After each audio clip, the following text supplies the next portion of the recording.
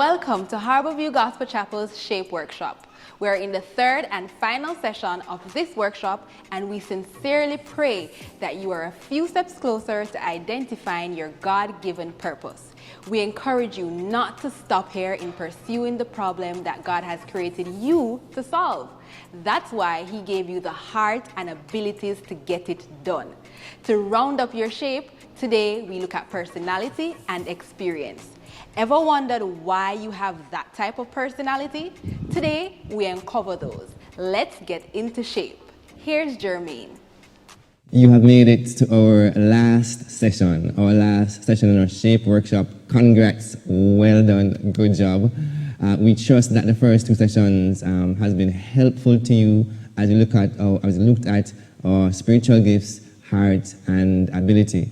If you recall, family, we looked at various tools, various things. We looked at the hammer and the screwdriver in our first session, and we made the point that the hammer was shaped to do what the hammer does, and the screwdriver is shaped to do what the screwdriver does.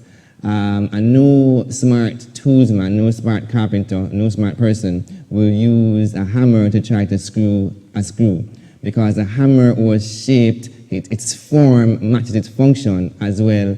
The screwdriver's form matches its function. We looked at the football. The football or soccer ball, soccer depends where it comes from. It's shaped because of what it was meant to do, what was meant to be, to pass, to shoot. So it is circular, not triangular.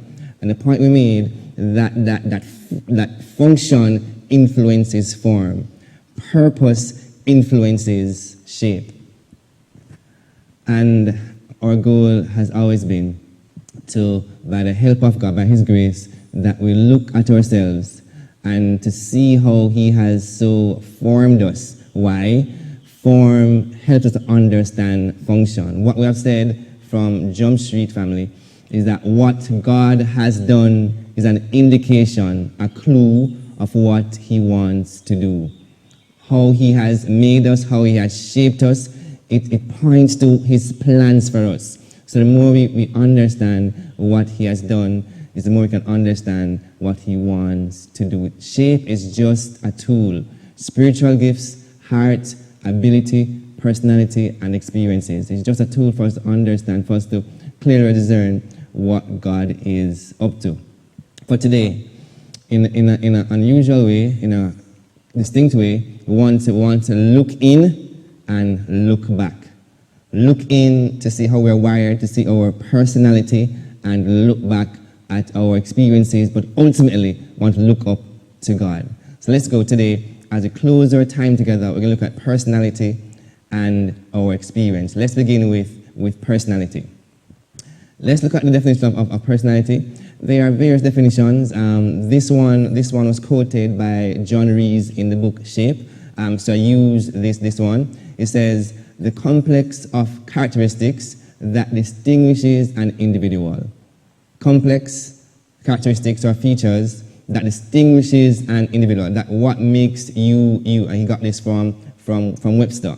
So our personality makes us who we are. The way we think, the way we feel, the way we act, it influences our entire life. How we deal with conflicts, how we deal with opportunities, risk, high risk, low risk. How we express our feelings, our personality determines it. It's pretty much the center of who we are. And the point we're making today, that God has given us a personality, a distinct personality, a distinct set of features in us for a reason. I know there are four major types, traditional types that folks look at normally. We have sanguine, choleric, phlegmatic, and melancholy. Now, we won't spend time today defining these things or looking in detail on these things. And there are many personality trait tests available online. We'll post one below in the description. But today, we want to look at some 5 things that are true about personalities and what we can learn from these 5 things. Why? Again, because form determines function, and if you understand these 5 things about personality I think it will help us to see what God has done in us as we look in. So let's look at these 5 things about personality. And the first one is the most important one, because the first one, everything rests on this first one. The first one is our personality is God's gift to us. It's God's gift. We don't beg it, we don't ask for it, we can't earn it. Like our passions and like our spiritual gifts, our personality is what God gives us. And He gives it to us, family, friends, so that we can give it back to Him. He gives it to us for His glory. Can you imagine? You are the way you are. Whether you're an extrovert, whether you're more quiet, whether you're reserved, whether you're outgoing, you are the way you are because God made it so. God ordered it to be so. So your personality, who you are, those features that makes the center of who you are, it is God's gift to you. And because that is true, family, the second one must also be true. Because your personality is God's gift, there is no wrong one. There is no such thing as a bad personality. You know, our culture glorifies the go-getter, the aggressive person, the loud person, the extrovert. You know, we are led to believe that this kind of personality is the ideal personality, and all others are not so ideal. So if you're quiet and you're not so aggressive, you may be looked down on as being weak. But all personalities are a gift from God, so there is no right one, no wrong one, only different ones. So if you are on the shy side, if you're on the quiet side, there's nothing wrong with your personality. God gave it to you for a reason. It's just different. Here's what Rick Warren says. Again, he's quoted in the book Shape. He says, "There is no right or wrong temperament," and that's a word for personality for ministry. "We need all kinds of personalities to balance the church and give it flavor." We need all kinds of personalities to balance the church and give it flavor. So there's no wrong or right one. Hear what James 1:17 says. "Every good and perfect gift is from above, coming down from the Father of the heavenly lights, who does not change like shifting shadows." Your personality, friends, hear me now, please. It is a good and perfect gift that God has given you. There's no wrong one. There's no right one, only different ones. All right? Very, very important, because sometimes we compare ourselves with each other, and sometimes we have a feeling of being less than. And the third reason also strengthens that point. Personality, the third thing that's true, more visible, not more valuable. Again, we think that sometimes the person who is up front, the person who is leading, the person who has the person who's the life of the party, that kind of personality is more valuable. Not so. More visible does not mean more valuable, because all our personalities are a gift from God. Like our passions, similarly like our passions again, there's no good passion or wrong passion. Once it's God-given, God is the one who gave it to us so we can pursue Him. Here is the last one I want us to bring to attention. Our personality. God wants you to be you. God has made you, whatever your name is, you can call your name. I am Jermaine. God made Jermaine to be Jermaine. God made you to be you, and He wants you to be you every single time, because it is His gift to you, so He wants you to be you. Say with me, God wants me to be me. One more time. God wants me to be me. Here's the last one. It's very, very important now. That we can operate outside of our personalities for a season.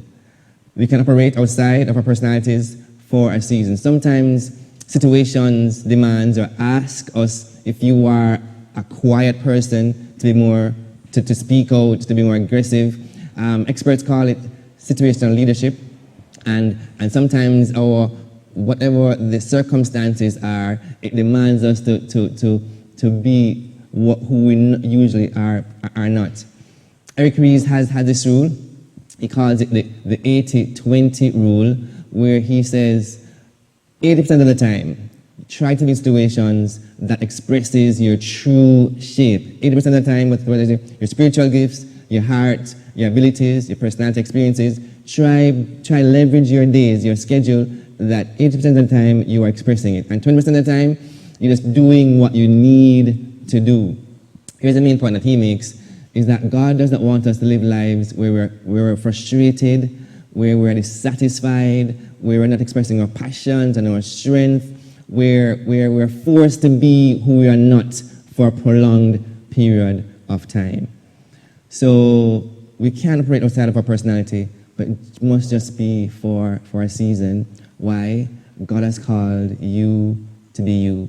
If you are more on the reserved side, more on the reflective side, or if you're more extroverted, more go-getter, God wants you to be you. All right. So those are the 5 ones, and our personalities is God's gift to us. There is no wrong one. More visible, not more valuable. God wants you to be you, and we can operate outside for a season. Here's this quote that I kind of changed up a bit. That came from a book. This thought, this idea, and it says, God did not create you to please people or people to please you. God created all of us to please Him. So God created you, my friend, my family. God created you not to please others, but to please Him. And part of that is our personality, who we are on the inside. Now, again, you can do some tests to find out how you are on the inside, but there's some questions we can ask ourselves. Are you more outgoing or more reserved? For me, I'm somewhere in the middle. Are you more self-expressive, like to talk, tell your story, like to share, or are you more self-controlled, to kind of keep your story close to yourself?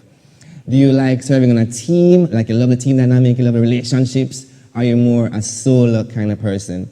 Do you like high risk or low risk?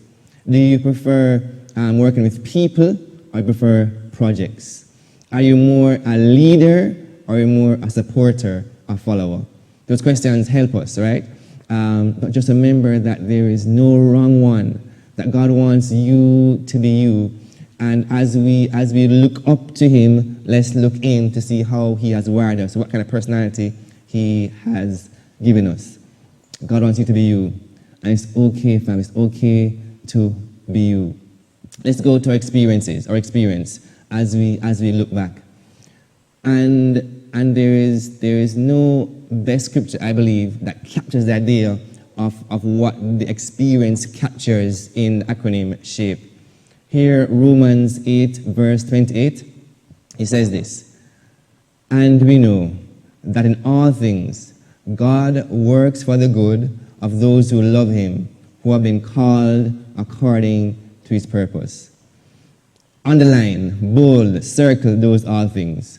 So all things mean good things, great things, wonderful things, happy moments, joyful moments, but also means painful things, sad moments, low moments. The Bible teaches that God uses all things to work together for our good and ultimately His glory, according, don't miss that, according to His purpose.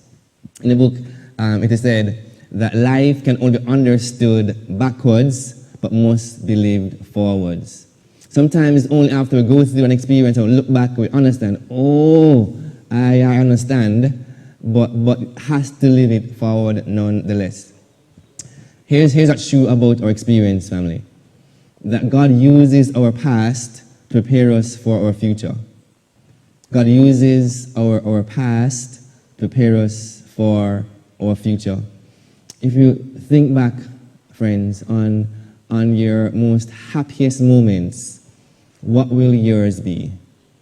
Your most happiest moments, your most joyous moments, where you just really, your glad bag bust. What would those times be? For me, it was getting married, having a child, success in school, those moments just run back to me. Vacation with family, those are my happy moments that I readily remember. My painful moments, one that comes to mind readily is the death of my father. It was one Friday. I was speaking to a friend who is now overseas, Sherwin, and I was sharing with him my heart for full-time ministry. It was the first time I was talking about it publicly. This was a Friday, years ago. I said, Sherwin, I think I want to do this thing full-time. I love the Lord, and I want to get in ministry full-time. And by the Sunday, I heard my father was in hospital, and by the Tuesday, he was dead. As far as I knew, he was a healthy man, very popular, loved sports, loved his boys. And that was a hard thing for me. It was probably my most difficult time. But what the Lord did what God did in me through that is that He made me understand the pain of others, those who have lost their loved ones. After that experience, family, I could better counsel, I could better help those who suffer the same pain. The Bible teaches that He comforts us so He can comfort others with the comfort that we have been comforted with. He comforts us so that we can comfort others with the comfort that He has been comforted with. God prepares us through our experiences, through our past. Remember when we did Heart, we said many times our experiences work passions in us. There are things that you are burdened by, you are passionate about because you yourself suffered through it. A passion maybe for the abuse, a passion maybe for those who need counseling, a passion for broken people, a passion for those who have gone through a hard time in families, because maybe you have gone through those things. It's not easy, family, and I don't have all answers, but this one thing I know, that God uses our past, both good and bad, to prepare us for our future. And there are three things I just want us to understand. If you get these three things, it will help us to understand God's hand in our past. And these three things are, hear me now, listen very carefully, these things are perspective, seeing things how He sees them. Secondly, the process. And third thing is still pursuing the Lord. So perspective still is to see things how God sees them. That ultimately it's for our good and for His glory. But we need to step back and say, God, help me to see this difficult time through your eyes. Help me to understand, Father, that the presence of pain doesn't mean that you are absent. That you're still my ever-present help.